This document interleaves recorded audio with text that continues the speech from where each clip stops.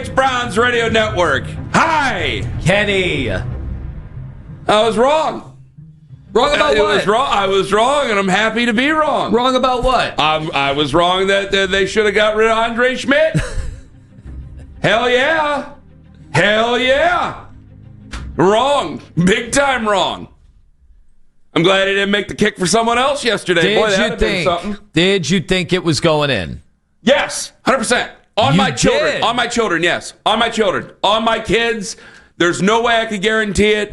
I swear to you, hand to God, anybody listening, anybody watching on YouTube Live right now, I'm here. I'm telling you, I thought the kick was going to be made. It was from 55 out. I go, there is no way he doesn't make this kick. He's making this kick. There is no doubt. It's too poetic. It's absolutely happening. He's making the kick. I was already ready to celebrate the victory. So it was more about the argument than anything else. Every time. Yes. Well, yeah, a little bit because it's such an inexact thing. Like, okay, you go back to a couple years ago with Andrew Sendejo. It's like, you put him back there, you're going to get what you get. Like, and it keeps happening over and over. And there's ways you can meet the point where you need him to be, but over time. But it's like, nah, you either make it or you don't make it. I go, there's no way he misses this kick. He's making this kick. I cannot believe we won this game. And that was like during the timeout. That was like during the Packers timeout. I'm like, I can't believe we won this game. I cannot believe we came back and won this game. Swear to God.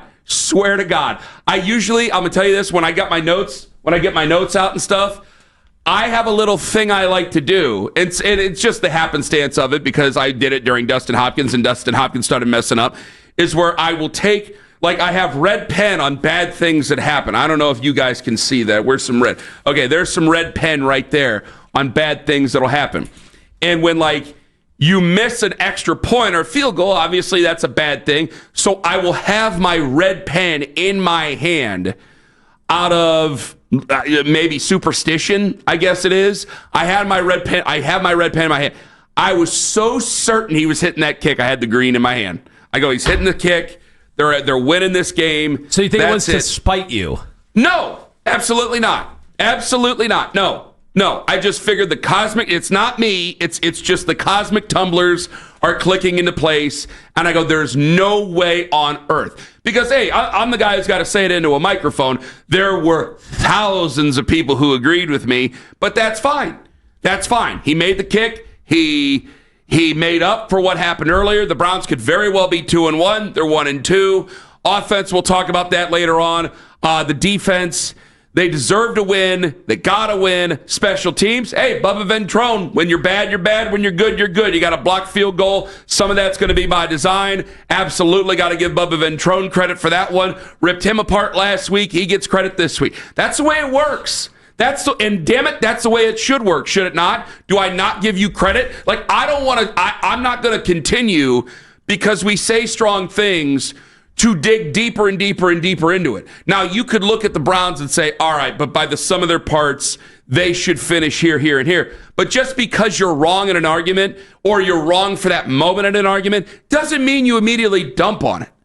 Doesn't mean you immediately, like I had people going, you guys are idiots.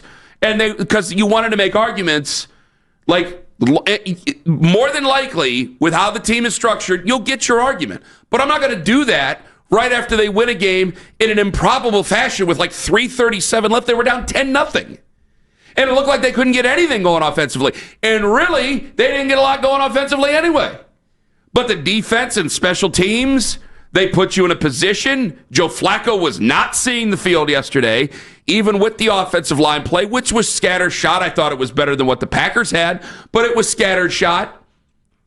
And you still found a way to get the job done and win. It should be celebrated, and today should be a day of celebration, damn it. Well, it was improbable. Just being there at the stadium. Well, I'm hot. First of all, I got to take my hoodie off. I got a shirt on underneath. At 10-0, the place emptied out, right? Like in the fourth quarter when, you know, the Packers, they were down inside their own 10, then they get the big pass That's another question for later. After the decision to punt the football, that place emptied out, and it was Go Pack Go. The amount of freaking cheeseheads I saw in that. I'm not saying cheeseheads like Jim Rome would say, cheeseheads, react to me. No, like wearing literal cheeseheads. Guys wearing the cheeseheads, In yes. 85-degree sun, I could not believe how many dudes were dressed up like that. Degrees. Everyone knows Holy that. cow. Why would you wear that? Miles mentioned it in the postgame, though, that the fans leaving. If you guys want to hear that. Yeah, I'll hear Miles. I saw some of the fans leaving, and I just knew they would be missing on something special because I knew we still had something in the tank. And those guys over there on the other end are tough. Now they made it tough for 60 minutes, and we just grinded away and just made just enough plays. Now, my first thought is, did you?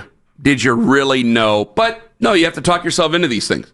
Like, guys, there's going to be a lot of people are going to be upset, especially in an argument we're probably going to have it around 7 o'clock. You have to talk yourself into it.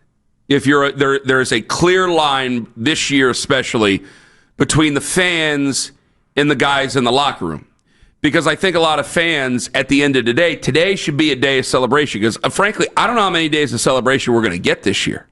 So I'm going to take it and run with it as far as I possibly can. And I'm not much of a runner, so I'm going to give it to Lyman and even his wife to celebrate and run with it. I have to do that because I don't know how many are going to be. And I think a lot of fans are looking at this big picture, but there is a clear difference between the players and the fans. Y'all want the same thing. Everybody wants to win. But yeah, a lot of fans at 10-0, you're watching this unfold in front of you going, man, we had no offense. On TV, they kept showing Dylan Gabriel. They had to show him 4 or 5 times on the sidelines. Oh, so I was there. I had no idea. Oh, yeah. Yeah, and I think Kevin Kugler even mentioned, so it's Joe, like when they came out in the second half, so it's Joe Flacco coming out. It won't be Dylan Gabriel. Like, there was a conversation about whether or not Dylan Gabriel was going to play in that game. Like, meaningful, like, we got to get the offense started. We got to get going. We maybe should put in the kid.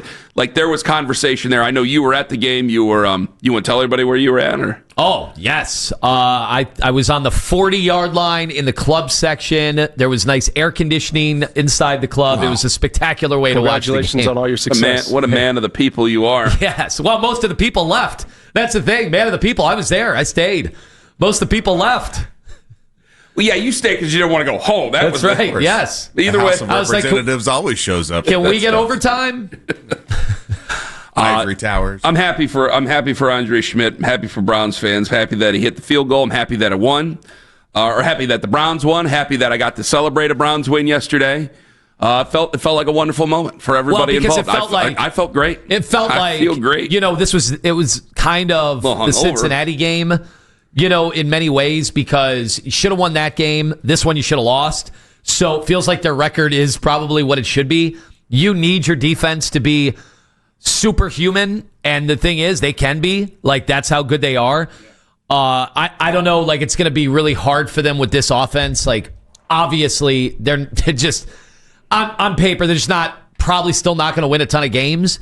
But you know, you can talk yourself into that defense having you in position against just about anybody because of what you did to the Packers yesterday. It's that hard to do anything against this offense. And we've seen the entire Cincinnati game, the entire Packers game, and for a little over a half in the Baltimore game, your defense has just superhuman capabilities. So 216-474-0092. I think a lot of people are excited, and I think you should be. I thought you can't. And if you want the coach fired, like, you're not going to get fired by winning games. You're not going to get fired for winning. So I'm sure we'll get some people in there that they don't care. Fine, I can't weed them all out, but there's going to definitely be some people in there. 216-474-0092. I think there needs to be a small conversation here. Like, did I learn a lesson? And I think I've learned a lesson. I still do not believe about what? I still do not believe there's because I was an emotional guy, and I have said many times over, like, I can't just fire somebody. When it comes to head coaches and general managers, I can't just fire them because I'm mad. Like, I got to cool off. And I had said, like, I'll cut the kicker because it's a zero-sum. I mean, you guys all, he played it in the open. I still do not believe in development in that position. But I watched the NFL yesterday, and I saw the Falcons just be terrible. And their new kicker that they picked over Younghoe Koo, they let Younghoe Koo go. And the guy that they picked over him, how many he missed yesterday? 3 or something? I mean, he missed, I know it was 2 for sure. Yeah, he missed a couple that were bad. And fans fans don't want. I mean, they kind of like Younghoe Koo down there in Atlanta. I see jerseys on TV. Yeah, it's one of the rare kickers that people wear their jersey. They like him down there, and they all want Raheem Morris fired. And I'm going, do I really want to? Because I remember last year, like at the end of the season, and I go, do I really want to be agreeing with Raheem Morris on a decision like that? Do I really want to do that? And I go, that's pretty knee-jerky. So, yeah, it was a knee-jerk reaction. It was a knee-jerk reaction, and I hope to get better from it in the future. Well, as we said... But I hope we're not all in a position to have that conversation in the future. Well, as we said at the time, it's like how these teams have all proven, and GMs around the league, where they spare no expense. They have these huge analytical front offices. So many teams do now. It's not just the Browns. There are so many that do. You have so much in the way of research, best practices, lump them all together, and they're just guessing on the kicker. Like, we could just admit that. Yeah. There's no coaching the kickers. Like, there's no Bubba Ventrone is gonna go over the footwork of Schmidt, midweek. No, it's just, hey, I'm not going to bother those guys. Just pray they make. Like, we'll stand around and we laughed about like what kind of a kicking competition it was and why they shielded the guys from the media. Like, what are we doing in the end? We're just guessing. We're totally guessing. My only argument with you in week one was that getting us any closer to a resolution, or did it just make us feel better to want to cut the kicker? No, it would just have made us. I don't feel good cutting anybody. I guess it was just out of. Like, what is your standard? What are you standing for? And by the way, like when you say like, well, you won't cut the kicker, you're clearly not serious about winning. Well, he just hit a game-winning field goal, so clearly you're serious about winning. So it is just this big, like, I don't know, situation. I don't know if he's going to make him. I don't know if he doesn't. I'm going to tell you right now, I have not felt that confident in a kick since Phil Dawson, since yesterday. You knew it. This is your moment. It's from 55 yards. I don't want to talk about the one that was 3 yards deeper. That would have been at the end of the first half where they were just decided to let her rip and throw an arm punt down there where I'm going. And somebody had brought it up to my attention going, I think I got a text or somewhere. Someone's like, man, if we're not willing to kick one at the end of the first half, that's the confidence you have in this guy. But it's 55 yards. You got to try it. It's the end of the game. There's 2 seconds left to go on the clock. Like, you got to do what you got to do. And he hit it, and I swear to God on my children and anybody out there, I know that it doesn't mean anything to you guys because I say it a lot, but I want to make sure I know it, is that I felt he was going to hit that kick. And I was holding the green pen, and I was ready, and I was already, like, coming to terms with, like, I cannot believe they're 1-2. I cannot believe it was, what was it, 3:37, I think it was that Nathan said when they came back from break. I think there was 3:37 left. They were down 10-0. And it didn't look like they had anything going offensively. And they really didn't have a whole lot going offensively. I mean, they had some big plays on special teams and defense, but damn it, you had them big plays on special teams and defense, and you came back from 10 down, and you scored 13 points in a very short period. You scored 10 points in like 37 seconds or something like that, or 50 seconds, and then you came back and you won that football game, and all that matters is that you won 13-10. That's it. That's all. Final score, Browns 13, Green Bay 10, and I think it's a day of celebration. I don't know what the future holds. I'm sure that people will probably feel differently in the future at some point. I don't know what the future holds, but I'm going to take today to celebrate a Browns victory over a team that a lot of people believe have, including myself, have Super Bowl aspirations. It was a dumb pass by Jordan Love. I'm still confused. Take that. I'm happy. You would have thought he was throwing the game if you were just an observer of that game. He was not under pressure, and he just threw us the ball directly. Like that is out of the Emmanuel Class A School of How to Throw a Ball. Holy cow! Like you always. I mean, we definitely we're on the same page here. We definitely lose the game if they call a run play on 3rd and 3. I would have thought so. Yeah. There's no way the Browns come down the field and win the game. There's just zero chance. I would have put it at 0. You were confident in the kicker. You would not have been confident in an 80-yard drive or anything like that. No. Have they just run the ball and punt? Yeah, you're right. You're right. So it's an all-time gag job. 216 that we will take. 474-0092. How happy are you for Andre Schmidt? You should be thrilled for Andre Schmidt. I am. Good for him.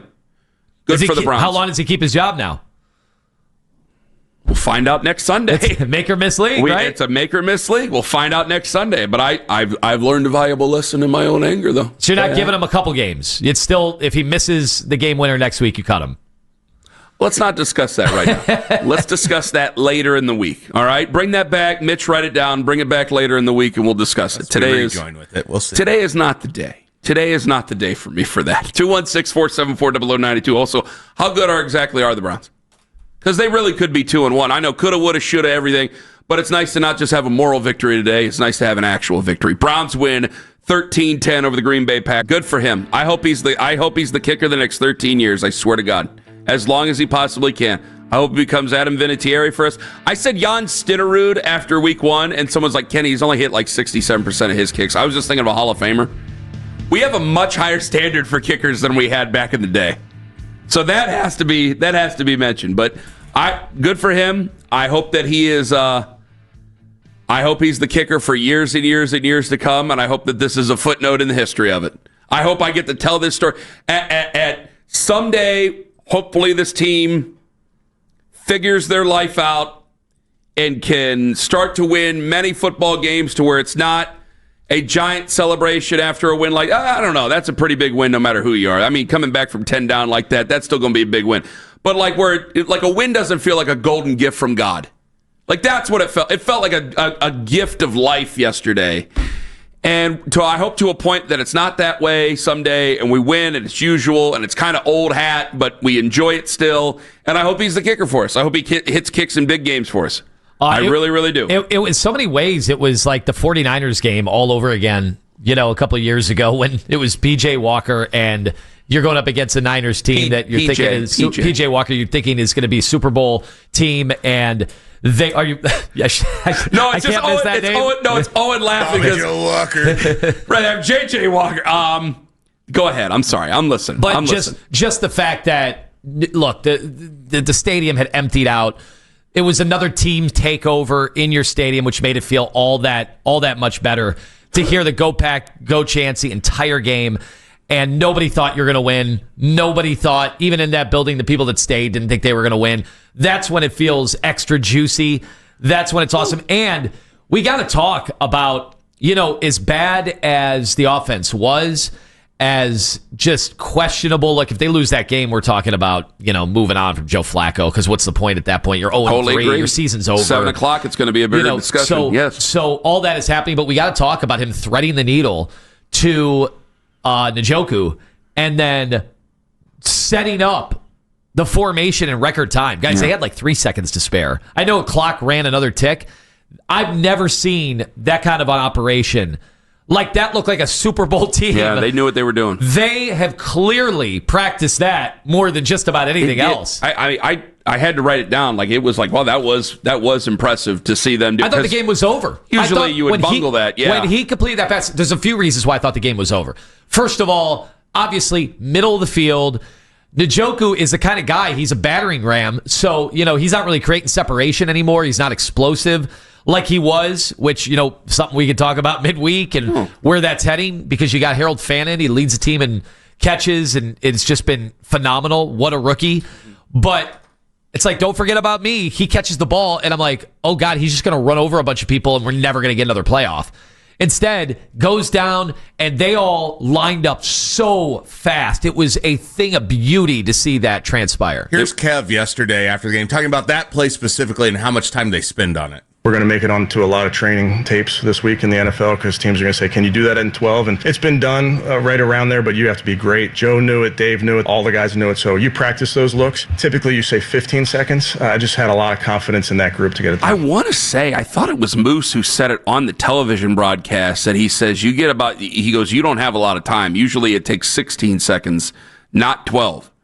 And damn it, you got it down there within 10 seconds. 9 seconds, really. He goes down at 9. Yeah. That most teams don't get that off. Well, and it's that package, they're so tight. It's not like they've got guys standing out on each sideline. And everybody knew Everybody brought it up in postgame how much they work on that specific play. Mm-hmm. It was really a beautiful thing for as much bad offense as there was in that game. Not only what that, a beautiful play. And Cedric Tillman with 5 seconds. They pretty much lined up at 5 seconds. He is pointing to the referee as if he's gonna sit down, unfold the chair, hang out. Like that's how elite. That might be the most elite thing I've ever seen the Browns offense do in my lifetime. That was how incredible that was. Hey, the 12-second drill is a new thing, and we got to learn to do it. 216-474-0092. We got Lima Lakes coming up at 6:43. Kevin in Georgia, you're first up on the Fan. He's listening on the free Odyssey app. Hello, Kevin. I am so excited that Andre Schmidt got to nail that kick. It would have been good from 70 yards. The defense is humming. Unfortunately, the offense that Andrew Berry has created is every bit as bad as we thought it would be. Joe Flacco is listless. He's terrible. He needs to go. But we'll play this year out. I'm excited they won yesterday. I'm not poo-pooing that. I'm excited for Andre. But once Andrew Berry's gone, we get a quarterback in there. We get an offense. We have some real pieces here. I'm excited. See, the first, it's weird because Kevin's happy, but it's also backhanded, and he also wants the guy. Like, it wasn't like, remember when they beat the Bills years ago and the first caller out of the box wanted Freddie fired, or they beat the Titans a couple years ago and the first caller out of the box wanted Kevin fired? The 49ers game they won, and I remember I had a big rant because the first caller of the day wanted Stefanski fired after they improbably won the game. He's actually happy. It's just that he still wants people let go. We're gonna be talking all year because like you're not changing your forecast on the team, right? Like you still think they're gonna lose a ton of games this year, right? That offense, like how many games can you truly win? I mean, you have to, right? With that, but at the same time, like you sit here and you go, man, if they lose a bunch of games, but the rookie class continues to shine, and the rookie class is everything. With this team, like what do you do in that situation? You finally piece together a good draft.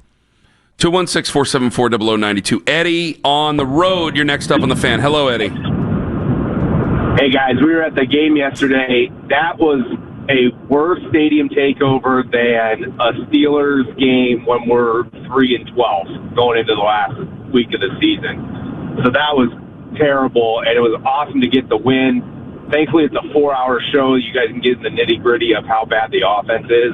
But I got to say, Myles Garrett, I've seen every snap that guy's played. It's on a different level. He's so fast this year. It's insane. I've never seen him play this fast. And I think that leadership that you've always wanted from Myles, you're never going to get it with his rah-rah stuff. But he's playing so fast and so energetic. That's the type of leader you need to keep that defense going all year. So thanks, guys. Joe had the tweet after the game yesterday. I don't know if it was after the game. It might have been during the game that he's the most impactful non-quarterback in the league right now. That will come back if the season goes the way a lot of people think it's going to go. This is going to be a downer statement. I think this is actually his prime. This is his prime year. It seems like it, right? This is him at his apex mountain, his peak, at the very tippy top peak of his powers. Now, depending on how they finish this year, I think a lot of people are going to have different ideas about whether or not it was useful or whether or not they made the most of it. I think a lot of people know where that's probably going. But he is playing at a totally different level than everybody else, and you're finally seeing it. You saw it a little bit a couple years ago, but like there's so much attention paid to 95 that, and they're good players on their own right, but there's so much attention paid to 95 that 91 is able to get in. That Malik Collins is able to get in. You saw Aiden Huntington yesterday. Sorry, that's going to happen a lot. They saw Aiden Huntington yesterday show up in the backfield there. You saw Mason Graham show up. Like, there's going to be a lot of attention given, and then that means that you finally have some horses other than him that can get to the ball carrier and get to the backfield as well, get to the quarterback as well. I almost feel bad for those guys on the defensive line because they're not going to get talked about. No. And I don't know, like, obviously this is good defensive line was dominant a couple of years ago, but they've lost some guys, and here they are again, repeating it. And so in the end, like, Myles is going to get the credit, and it's tough to even evaluate those other guys because you'd be like, what would these guys be doing on other teams that, everybody is showing the one. Mina Kimes had the tweet about the conga line that the Packers were using to stop Myles Garrett, because they're on one play with the running back coming over to chip. There's 3 guys. Yeah. There's 3 guys, and other guys are able to feast in a way that finally, we've always been like, it should be the easiest job in professional sports to play on a defensive line that Myles Garrett is on. How do their lines not get even more dominant? Well, this year, through 3 games, they're as dominant as I've ever seen. There is a lot of conversation to be had about the Guardians, and we will get to that, I'm sure, in Lima Likes coming up here in about 5 minutes. But there's another conversation that a lot of people on the phones want to have.